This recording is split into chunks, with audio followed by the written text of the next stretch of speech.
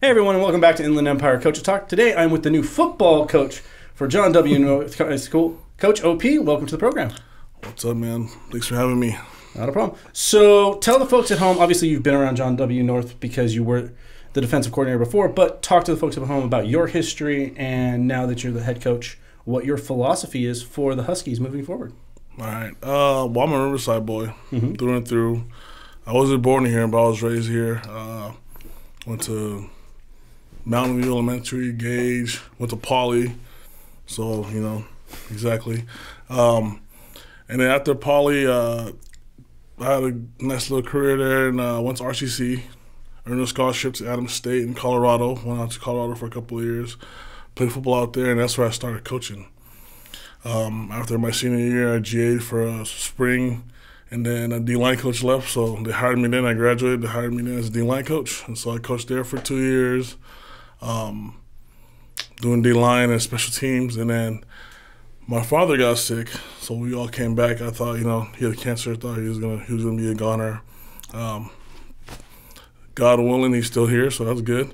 And so I came back and started coaching at RCC. And I coached there for 2 years, I believe, under Bill Brown and Dennis Brown and Mark Paredes, who was at North before. And when Paredes took over at North, I had an opportunity to get a job there. So Paredes' second stint at North, I think 2010, 11, 12, that's when I was there. So I coached there for 3 years. And then when Dennis went to Pauley, he got me a job at Pauley, so I followed him there. And then coached, obviously, he left, so I took over for a year. Then I left to Hemet Tockwitz High School, worked there for a year, took the year off, had a baby because I was married. And then I coached 1 year with Damon Dustin at Tockwitz. And was going to coach with Stephon Pace, his second year there. And then in the summer, I forget what year it is, 17, 18. Then whatever year Dennis got the job, like in July, he called me and had a job offer. So, I loved it at Tockwitz. Those guys are great. Just, it's a lot closer to home. It was a half-an-hour drive every day, there and back. And I was going to CBU to finish my master's at the same time. So all those miles kind of killed me. Oh, yeah. But I was blessed that I got the job at North. And so I came over there and, the rest is history. Been there 2 years now. I'm going to be a third. Excellent. I mean, it's interesting talking to coaches. Like I had Jeff from Beaumont on earlier and how he's bounced around. You talk about the travel. Yeah. And as a Division I umpire, like we have a grind as well, but we're getting on an airplane every weekend. Yeah. You guys, every single day, you're talking, like we all argue about, California traffic. Yeah, oh, man. But you wake up to try to wake up and work out with your boys at 6 a.m., then teach a full schedule, then go and practice. Then drive home, and then try to do the dad life. Yeah. Then I was trying to finish my master's, so I had, some of those days I had to go all the way back to CBU. Yep. It was worth it, though, but, you're burning both ends and then some. Yeah. I got married. I had no white hairs, man, nothing. I started going to school, had babies, and I'm supposed to be older than my dad. Yeah. But that's why I keep the side short, just to try to hide all my gray hair now. Yeah, but, because when I was at Adams State, there's no planes. It's all travel, so traveling as a player, we had charter buses and stuff like that. But as coaches, we had to drive those 15-passenger vans. Oh, yeah, and the RMAC is no joke when it comes to travel. We go to Nebraska, Kansas, Wyoming, Montana, everywhere, man, Oklahoma. So it's interesting coming from Colorado because football in Colorado is a lot different than football in California. Yeah. How do you think now that we have a new schedule for CIF, kids in California, especially SoCal, are going to adapt to a January, February, March, much colder, especially on a Friday night. Yeah, exactly. How do you see that? Do you guys prepare any differently for that than you would for just normal two-a-days during the springtime? I think it feels like a permanent change. Then maybe the preparation might be different. But if it's a one-year deal, like I think this is, it's an asterisk year, these guys are, ready to go. Before March, we were like a well-oiled machine. The guys are in there in the weight room at the school, all that stuff in the morning, and then now these guys are just chopping at the bit to get back out there. So I'm not sure whether it rains or snows or whatever, they're going to be ready to go, Yep. So it's going to be up to guys like us on the sideline if we're going to be cold or not. So. We'll get you a parka. Yeah, there you go. I don't know if you have anyone big enough for me, but yeah, but I think the kids will be fine. We'll get you one from Under Armour that's from the Rock Foundation. There you go. I'm sure they make one big enough for him, so we got one big enough for you. Well, whatever works. Yeah, absolutely. One thing that I absolutely have loved is that you guys post your workouts on Instagram and Twitter. Because, I mean, I've been stuck at home the same way. Yeah. I've been a guy that used to, being from Michigan, having did you ever watch American Muscle with Mike McFarland? So he had a lot of professional athletes coming on, like Adama Sue, and he would show the hypertrophy workouts that they would go through. And that was one of the things that my coaches always had growing up was hypertrophy workouts. Yeah. And I love the balance that you guys have been putting out there for your guys. Because obviously you have some kids that have nothing at home and some people that have a full-on gym. And you're kind of meeting people in the middle. So talk about your training and how you guys are trying to build it a little bit for your kids. Yeah, so you're talking about the pandemic training, right? Yeah. You're talking about that stuff. So, so our coach, our offensive coordinator, Coach Kecker, has been awesome in researching that stuff with our D1 schools, reaching out to them and seeing what they're doing. And so our workout is actually tailored off of Army's workout. So that's what they kind of send out to their kids when they're home and stuff. So, the backpack, full books, 5 books, running down we had running down 3 neighbors' houses and back, stuff like that. So I mean, we're trying to build that type of training because the weight room training is different from obviously outside training. You're focusing on muscle groups and all that stuff, but you gotta make sure the full body is being trained right now. So we're not going back out there and you're pulling a muscle trying to run the gasser. Yeah, I mean, talking to a few coaches, they talked about how it's going to be interesting to put people into groups because you're going to have kids that are physically fit, ready to go day one, versus you're going to have kids that are going to have a little bit more time to warm up. So how are you going to be working with that coming back? Well, I think the way we've been doing it, or the way we lift and work out are in groups. So we're going to try to tailor those groups the same. And then we've been doing a great job of keeping up with them Zoom-wise, so they're showing us they're sending us videos like, prove it you're working out. And like, Coach, check me out. They're doing all the workouts. And so we can kind of gauge and see a lot of those guys working out. But again, when we come back, we have to assess that, day one and kind of try to rearrange that to go hand in hand with whatever protocols CIF and the state and the city give us, the district give us. So absolutely. I mean, there's a very big difference between being in physical fitness shape versus football shape. Exactly.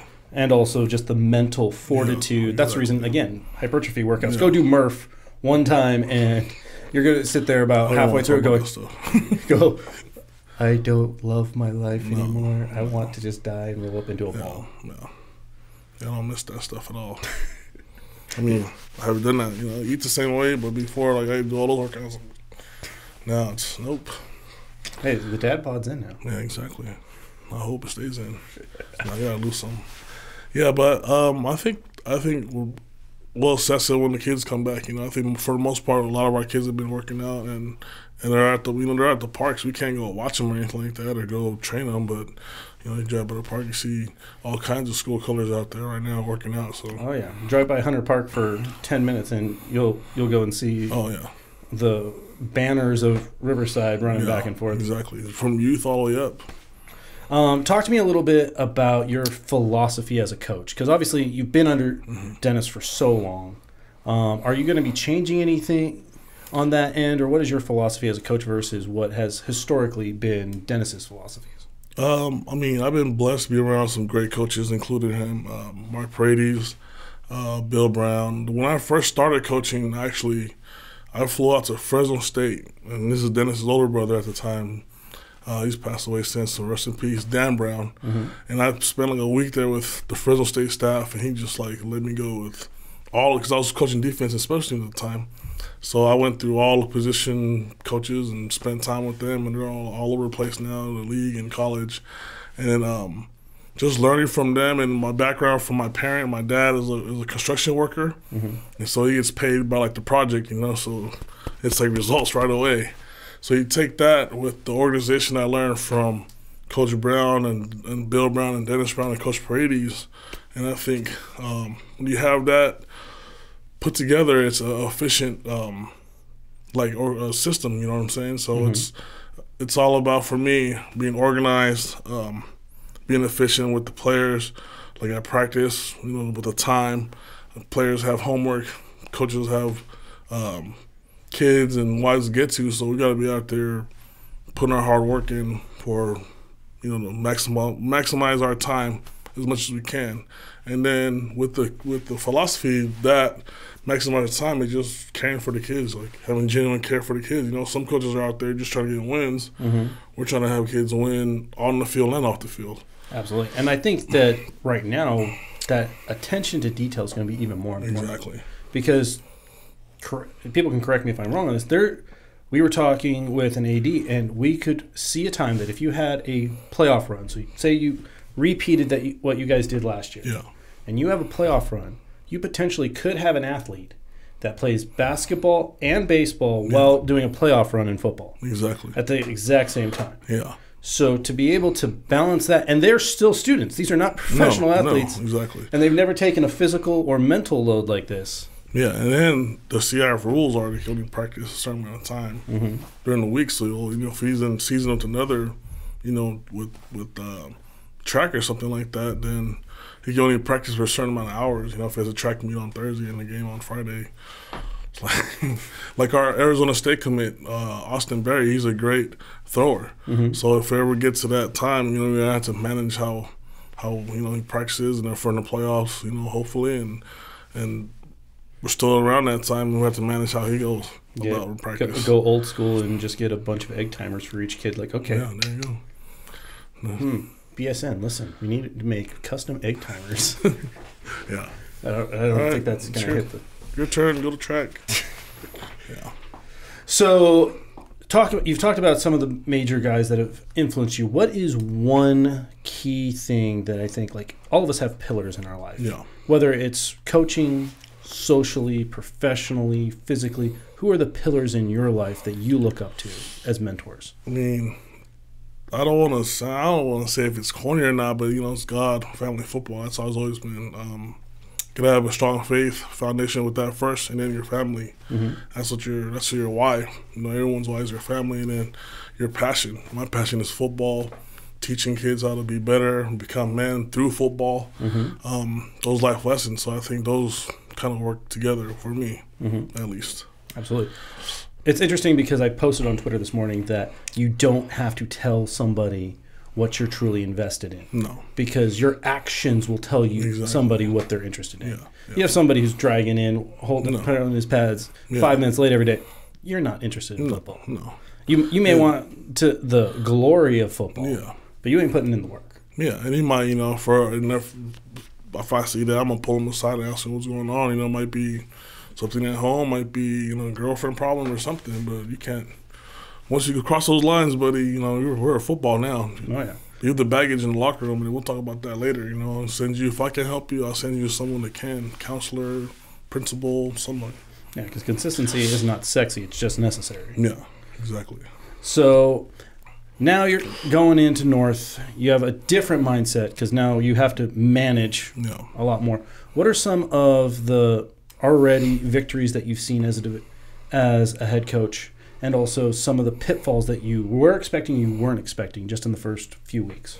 Well, nothing really right now because we have Zoom meetings and stuff like that, right? But just learning from our first stint as the head coach at Poly compared to now, just being organized and having a staff that's, a great staff, which I had there then and I have now, which is the same staff that Dennis has had. I've been blessed to work with a lot of them. So that's why we've had a lot of success because a lot of the coaches are the same coaches from Poly that are now at North and are still going to be at North. And so when you have that consistency with coaches and they're all saying the same message, that's what, I think it speaks for itself. We start the first year and then we build every year after that, so. I think that continuity is one of the biggest things because talking like with Rich Lunsford at Rev, like him taking over the Rev program or when he also took over the Arlington program, it's very different when you have a new regime. Exactly. But with you guys, you've kept that consistency for the kids and that continuity. Yeah. So I believe that is very important for your guys' success moving forward. Yeah. So you've talked about Zoom and the workouts that you guys have done. What have you guys tried to do to inspire? Because right now, obviously, the content, if you're not creating content now, you'll never do it. Well, one thing that Coach Brown really, and our one of our APs, Mr. Johnson in North, really put forward and started was when all the social injustice stuff was going on. And when it started, we started having weekly meetings instead of talking about football. We talked about that. So, we gave an avenue for kids to express what their feelings were, kind of gave them some prompts to talk about what they thought. Moving forward, what can they do as a team, as a person, as a community to make sure, things like that don't occur anymore going forward. So that kind of caught on for a while, and it still is. We actually have a meeting tonight. It's a weekly meeting. And then, like you said, we have to move around those meetings. We'll have an offensive meeting, we'll have a position meeting, we'll have a defensive meeting, and the meeting might be 10 minutes saying hi, or it might be, let's go over zone or cover 2 or whatever it is. So, again, now, since we have a set date, now we have to really be creative in how we want to do things, So kind of not start from scratch, but we're going from like our fall camp, spring, summer, first day, and kind of going from there. What we would install, how we practice. And then the players know that they've been doing it for 2 years. So now we're teaching the underclassmen what the expectations are for practice and drills and all that stuff. So we're kind of like, since we started school Monday and we gave them a week off last week after I was introduced, we're kind of starting over and going from there. So whatever practice we're in, it might be fall camp week 2, and they allow us to come back out, and that's where we're starting. Fall camp week 2, this is where we're running. Absolutely. It's interesting hearing all the different coaches' springboards, because I think all of us had, okay, this is plan A, B, C, D. Yeah. We're probably on F and G at this point, exactly. But now we have a date. Yeah. Like, I had our commissioner on last week, and like we talk about now the springboard, now what? Yeah. How do you see that springboard when we get to January looking and affecting? Because like I was talking to him about just transportation. Yeah. The official shortage that's already going on. How are we going to stack officials? How are we going to get field time? Are we going to be, or am I going to have athletic directors asking for safety netting that we never needed before? Yeah. Are we going to have to play on Thursdays and Saturdays? It's something new. Luckily, hopefully it's a 1-year deal. So we're all going to have to work together to make it happen. As long as the season happens for the kids and everyone's healthy, I think it'll be all right. Because it's not going to, we're not planning on it happening again next year. I hope not. God willing. But as long as we have everything in order and we can have a successful season, if we had to play on a Sunday, whatever, let's play on a Sunday. But I think everybody's on the same track. Everybody's kind of chopping on the bit, watching everyone's interviews and hearing kids. They just want to play. Now, I know, like, Mooch went on and was talking that all the coaches can hate each other one day out of the year and when you play each other, but then we should be a brotherhood in between. Yeah. How many coaches have already reached out to you in the local area just to either congratulate you or to work with you on different ideas? How's that working? A lot. A bunch of guys that I've worked with in the past and just played against, like Coach Lunsford. A bunch of guys that I've worked with for sure, and some of the guys I've coached with that are coaches now. But it's pretty good. Our area is a great area. It's kind of a brotherhood in itself. But yeah, I try to keep it to myself and keep my secrets, But yeah, it's been good. Oh yeah, nobody wants to give away their secret sauce. Yeah, exactly. Try to get Steve Madrill to give you his barbecue sauce recipe. Yeah, I'm trying to get his gear, man. This is like his old stuff. His third Chicago stuff. And well, you're not going to talk about that afterwards. Yeah, exactly. So talk to me a little bit also about the difference, because you've been – obviously Riverside is Riverside, and it's vastly different. I was talking to Steve about it a little bit on air, a little bit off air, the difference between like North versus King. So you also have that where you were at North, went to Poly, then you came back to North. So talk about a little bit the sub-differences inside of the Inland Empire and Riverside that you see. Well, I think just every city has those type of schools, has those type of areas. You have the low SES, part of the city, and you have the affluent part of the city. And so some of the schools are just, there. And so that's what you work with. But I think all the kids around are all the same. You know, they're all talented the same. They're whatever school they're supposed to go to, that's where they go. I mean, at Pauley, they have a little more, because they're older, they have a little more tradition. At North, they have a lot more success, you know, recent success. So, and I was, like, my family at Pauley, my uncles played in those last CIF, you know, those glory days. And then my cousins played in those North, you know, won those championships in the early 2000s and stuff. And then I was playing against them, you know, and so, and then I coached a bunch of those guys at RCC. And so it's just like, I don't know, I see the same thing for everybody, basically. Yeah, I know. It's interesting, like, being from Michigan, we always talk about the glory days of Michigan and how certain schools, like you mentioned, Pauley, have kind of that was a fair, and like, they have that gravitas behind, well, we are Pauley. Like, we did this. Okay. Well, Michigan has the exact same thing. I can speak for that, but that we haven't done. Now Harbaugh's trying to bring it back, but it's like, but the Inland Empire, and especially Riverside, you see the success that RCC had last year. And obviously Centennial being Centennial for as long as the powerhouse is in the IE right now. And I don't think it gets the same respect as some of the Orange County, San Diego, the Harvard, Westlakes, Hart, and whatnot. Why do you think that is? Is it just the media coverage, or? Yeah, I think for a large part at the beginning of the 2000s, the media coverage for sure, just because, you know, it's biased. We're by the coast, LAOC, and we're the IE out here, you're the desert or whatever. But, you know, we had ballers back then too that went out here. We got Ronnie Lott and Chris Claiborne. Those are the big names from out here. But you also have some of the younger, you know, Kawhi Leonard and, you know, some of those names from out here. But I'm not really sure. I think Coach Logan's done a great job at Centennial.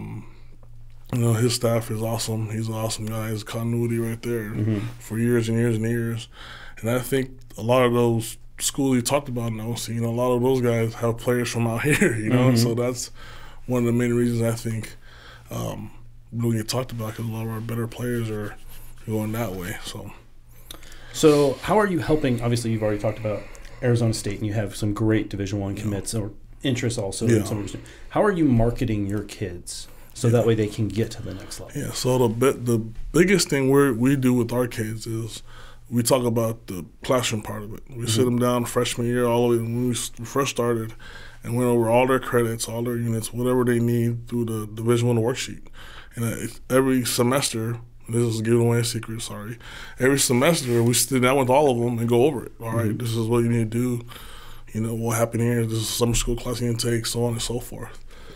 And then we ask them junior, senior year, you know, what's their favorite schools, and then we'll start contacting those schools. And then one of our coaches, Coach Kiker, I alluded to earlier, he's been great in contacting a bunch of schools and sending out film and all that stuff. And what we require for our kids is have a Twitter, have an IG, have some kind of social media contact, because that's what we're selling right now. Have your huddle link, and then we'll send them out. And then, you know, the coaches will get contact if they're interested, and they have their grades, you know, send them the transcript there, and it goes from there. They're interested. It's interesting because I've had several Division I coaches, mostly in baseball, talking about how they're recruiting players right now. And it's funny to me how many people are still like, I'm very analog in a digital age, but like I've had Twitter for almost a decade. I just never utilized it the same way. And same thing with Instagram and Facebook and TikTok, and there's 20 of them out. That's the language of today, man. That's where you have to meet people. Yeah, exactly. And especially with, you know, since coaches are allowed to do that now they can just go DM players right away, but hey, what's up? So, I mean, that's how we do it. We make sure first you're eligible to even talk to anybody, you know, because we don't want to say something about this kid and then you just can't pass class or, you know, whatever it is. And so we make sure their classroom foremost is good, and they're a good student, good overall guy, and then once coaches come, the film talks for itself. That's what we tell our players. The film is the easy part. You're gonna be a great player. It's whether you're gonna be a great student. You know, these guys are investing in you. They don't want to, you know, have to babysit you when you get out there. So absolutely. I mean, you can't hide a good player, and I've spoken to so many athletes, and especially at the Division I level. The coach came to see somebody else. Yeah. And then they go, well, what Who's about that guy? him? Like, that's I love watching sports films for the inspiration that they can bring. Yeah. And the fact that, and this is me getting on my soapbox a little bit because there's so many travel and club teams out there in sports now. Yeah. Great players, Division I players can come from anywhere. Anywhere. You don't have to spend $1,200 a month as a parent to get your kid noticed. Yeah. Now, if you want, it's the same thing with me. I'm all about continued education, higher education, and training.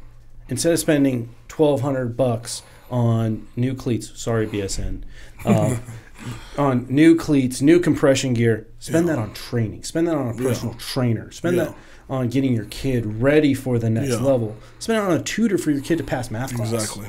Like, let's call a spade here.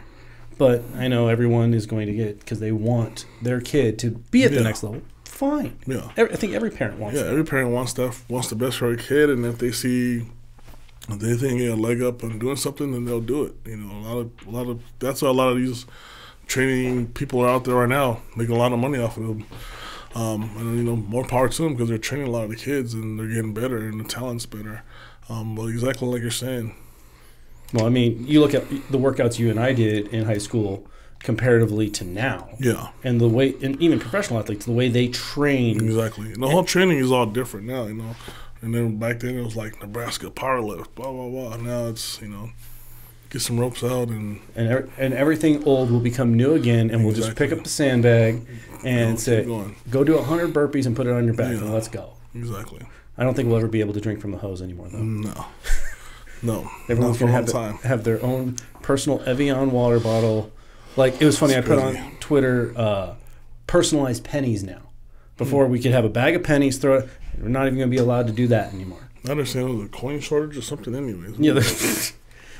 Just I'm just like, okay. Yeah. I mean, I think I own 50 of these now. One for every outfit. So it's a new world we're in. Yeah. So last question. I always ask this to all my coaches. Okay. If you could leave your players, staff, community with one thing, one word of wisdom before we embark on this Herculean effort for this season, what would it be? Man, that's a good question. I don't know.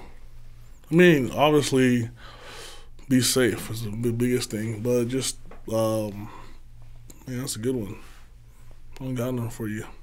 Be safe, and just be who you are going to be. You know, be who you are and try as hard as you can for whatever you're trying to do.